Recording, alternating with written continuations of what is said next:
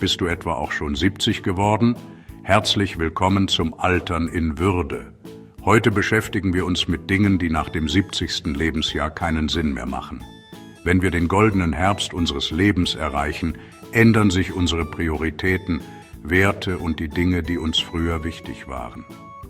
Wir haben Jahrzehnte damit verbracht, Erfahrungen zu sammeln, Schwierigkeiten zu meistern und Erfolge zu feiern. Und dabei haben wir unschätzbare Lektionen darüber gelernt, was wirklich zählt. Wie schon Marc Aurel sagte, nicht den Tod sollte man fürchten, sondern dass man nie beginnt zu leben.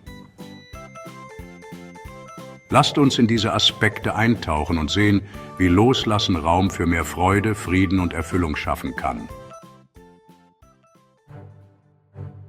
Trends in Mode und Technologie können überwältigend sein, besonders in jungen Jahren. Jede Saison bringt neue Must-Haves und drängt uns, Schritt zu halten. Aber mit zunehmendem Alter verliert das Hinterherjagen von Trends seinen Reiz. Wir schätzen zeitlose Designs und vertraute Werkzeuge. Unser Fokus verlagert sich auf Qualität und Funktionalität. Wahre Zufriedenheit entsteht, wenn wir unseren Leidenschaften nachgehen. Wie Seneca weise sagte, nicht der ist arm, der wenig hat, sondern der, der mehr begehrt. Es geht darum, Freude an den einfachen Dingen zu finden.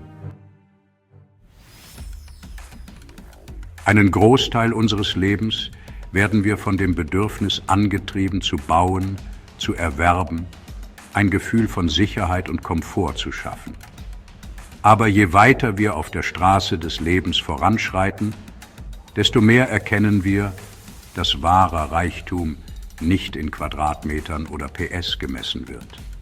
Es ist der Reichtum unserer Erfahrungen, die Tiefe unserer Beziehungen, die wirklich zählt. Wie Epiktet weise sagte, Reichtum besteht nicht darin, große Besitztümer zu haben, sondern wenige Bedürfnisse. Wenn wir das Bedürfnis loslassen, zu akkumulieren, zu besitzen, sind wir frei, die immateriellen Reichtümer des Lebens zu genießen. Wir kümmern uns weniger darum, mehr Dinge zu haben und konzentrieren uns mehr darauf, das Leben in vollen Zügen zu genießen. Die Karriereleiter mit ihrem Versprechen von Prestige und Macht kann ein verführerischer Aufstieg sein. Aber wenn wir den Gipfel unserer Karriere erreichen, sehen wir die Welt aus einer anderen Perspektive. Wahrer Erfolg wird nicht an der Höhe unseres Gehalts oder dem Einzelbüro gemessen, sondern an der Lebensqualität und dem Erbe, das wir hinterlassen. Wie Marc Aurel einst sagte, es braucht wenig, um ein glückliches Leben zu führen. Es ist alles in dir selbst, in deiner Denkweise. Haben wir unsere Beziehungen gepflegt? Sind wir unseren Leidenschaften nachgegangen? Haben wir die Fülle des Lebens erfahren? Dieser Perspektivwechsel erlaubt es uns, unsere Beziehung zur Arbeit neu zu definieren. Wir können uns dafür entscheiden, weiterzuarbeiten, aber mit einem neuen Sinn für das Wesentliche, oder uns ganz zurückziehen, um die Früchte unserer Arbeit zu genießen. Der Mensch ist von Natur aus ein soziales Wesen.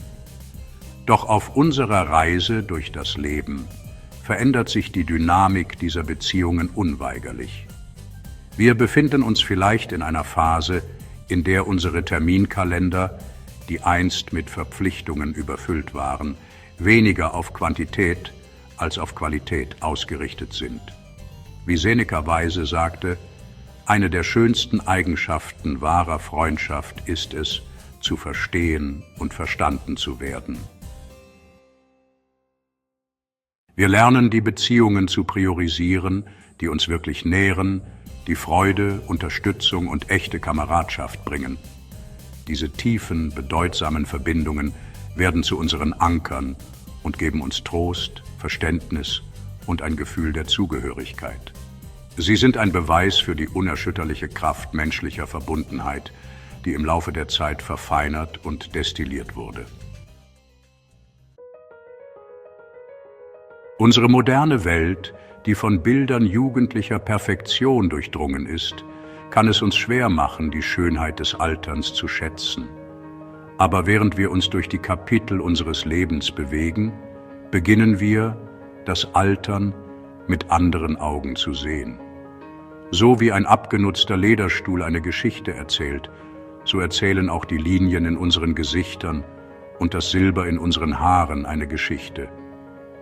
Versuche nicht, dass die Ereignisse so verlaufen, wie du sie dir wünschst, sondern wünsche sie dir so, wie sie sich tatsächlich ereignen, und dein Leben wird gut verlaufen. Epiktet. Wir lernen die Schönheit im Lauf der Zeit zu sehen, die Anmut des Älterwerdens. Wahre Schönheit strahlt von innen, von einem gütigen Herzen, einem scharfen Verstand, einem lebensfrohen Geist. Wir fühlen uns wohl in unserer Haut, akzeptieren unsere Unvollkommenheiten und feiern die einzigartige Reise, die uns an diesen Punkt unseres Lebens gebracht hat. Das Leben mit seinen unvorhersehbaren Wendungen hält unweigerlich Momente der Enttäuschung, des Schmerzes und sogar des Verrats für uns bereit.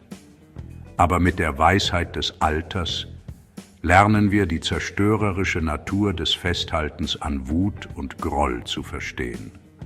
Vergebung, so lernen wir, bedeutet nicht, die Handlungen anderer zu entschuldigen, sondern uns selbst von der Last der Vergangenheit zu befreien.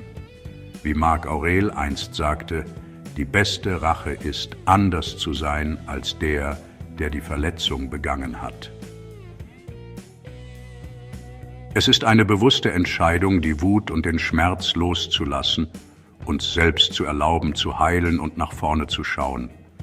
Vergebung ist ein kraftvoller Akt der Selbstfürsorge, ein Geschenk, das wir uns selbst machen, das es uns ermöglicht, mit einem leichteren Herzen und einem offeneren Geist zu leben. Sie ist ein Beweis für die Widerstandsfähigkeit des menschlichen Geistes, unsere Fähigkeit, über Widrigkeiten hinauszuwachsen und Mitgefühl über Bitterkeit zu wählen. Von klein auf werden wir mit Botschaften über die Bedeutung von Perfektion bombardiert. Doch auf unserer Reise durch das Leben erkennen wir, dass Perfektion eine Illusion ist, ein sich ständig bewegendes Ziel, das niemals wirklich erreicht werden kann. Wenn wir das Streben nach Perfektion loslassen, können wir unser authentisches Selbst annehmen, unsere Individualität feiern und unsere Grenzen akzeptieren. Wie Seneca einst sagte, wahres Glück ist, die Gegenwart zu genießen, ohne ängstliche Abhängigkeit von der Zukunft.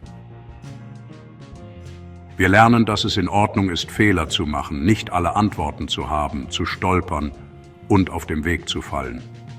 Worauf es ankommt, ist, dass wir wieder aufstehen, aus unseren Erfahrungen lernen und weiter wachsen.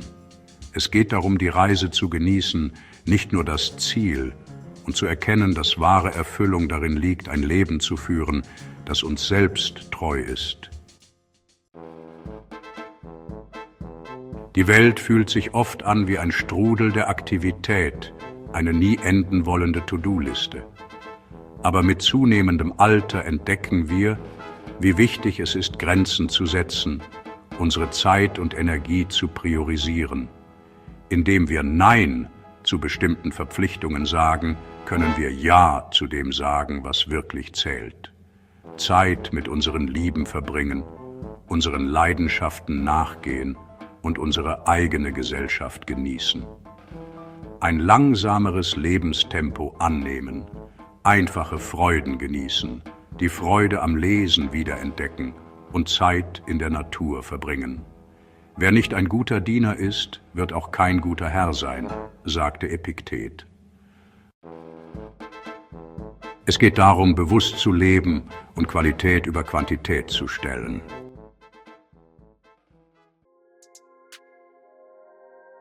Im unerbittlichen Streben nach Erfolg und Abenteuer vernachlässigen wir oft unsere Gesundheit.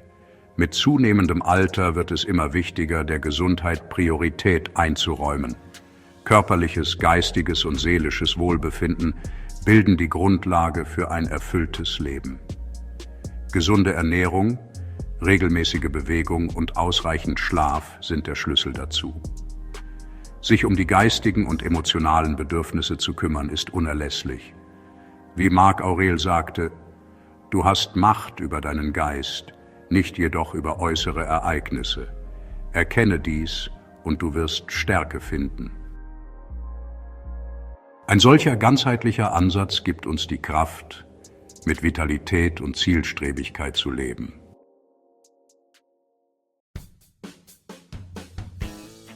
Vielen Dank, dass du unseren Kanal Altern in Würde besuchst. Wir sind jetzt gemeinsam durch 9 Aspekte des Lebens gereist, die eine neue Bedeutung erhalten, wenn wir unser 7. Lebensjahrzehnt und darüber hinaus erreichen. Es ist eine Zeit der Reflexion, der Neubewertung und der Annahme der Freiheit, die mit dem Loslassen überholter Prioritäten einhergeht. Denke daran, dass das Loslassen unnötiger Lasten zu einem bewussteren und bedeutungsvolleren Lebensstil führen kann. Wie Seneca weise sagte, solange du lebst, lerne zu leben. Es geht darum, sich auf das zu konzentrieren, was wirklich zählt. Unsere Gesundheit, unsere Beziehungen, unsere Leidenschaften und unseren Beitrag zur Welt. Vergiss nicht, unser Video zu liken, zu teilen und den Kanal zu abonnieren, um weitere Einblicke in ein erfülltes Leben nach 70 zu erhalten. Lass uns diese Unterhaltung in den Kommentaren unten fortsetzen. Teile deine Gedanken, deine Erfahrungen und deine Weisheit.